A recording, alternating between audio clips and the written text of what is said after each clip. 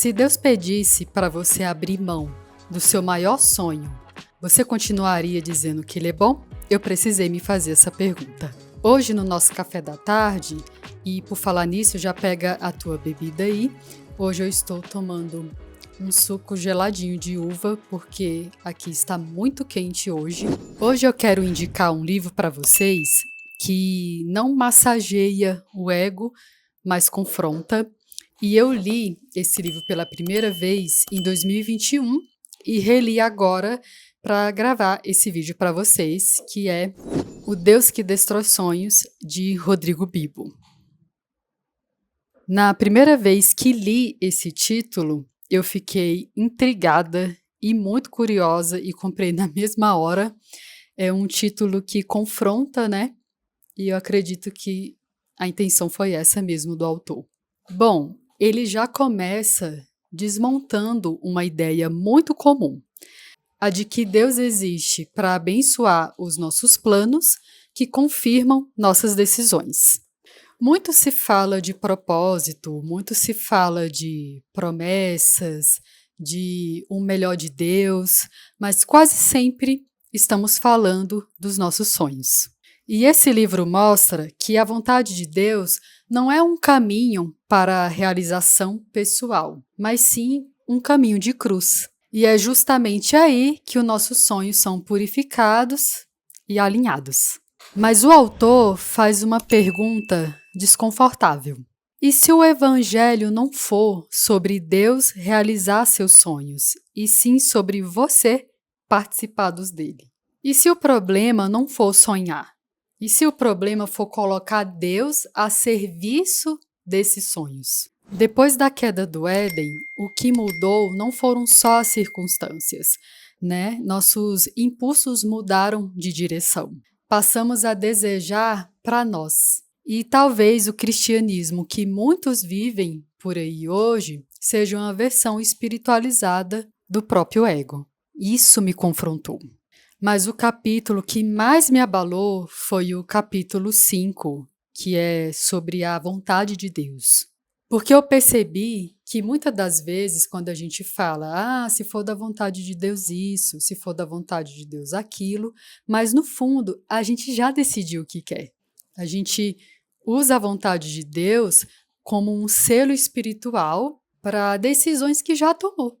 E o evangelho não é sobre Deus realizar o meu projeto, é sobre eu me submeter ao projeto dele. E minha experiência pessoal com esse livro foi que eu me vi confusa sobre sonhos, chamados, propósitos, e me vi até ansiosa por causa disso. Inclusive foi na época que eu li esse livro pela primeira vez, em 2021.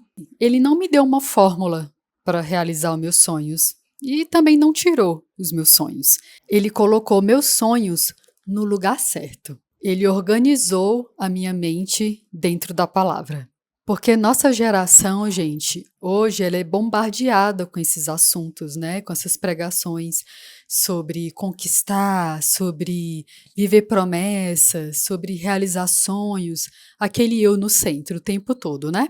E muitas vezes, por conta desse tipo de coisa, eu me comparava muito e me sentia culpada por não estar vivendo aquilo que diziam que Deus tinha para mim.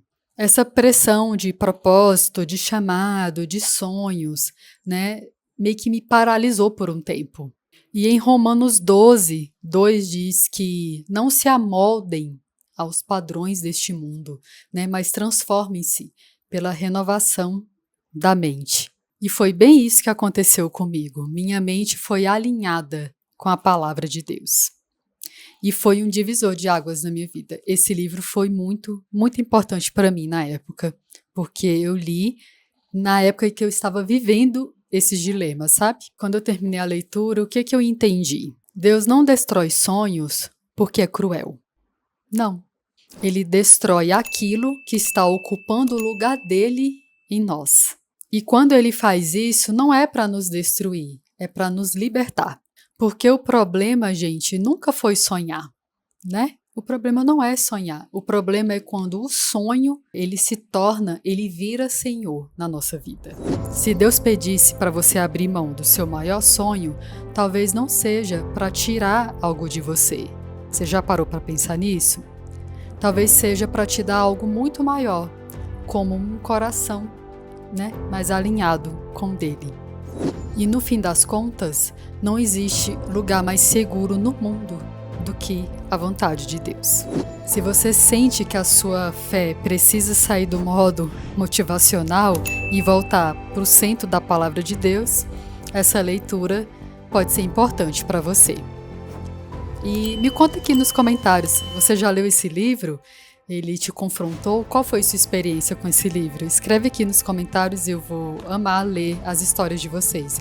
E se não leu, ficou curioso, curiosa para ler? Indico a leitura, muito bom, e considero que foi um divisor de águas na minha vida.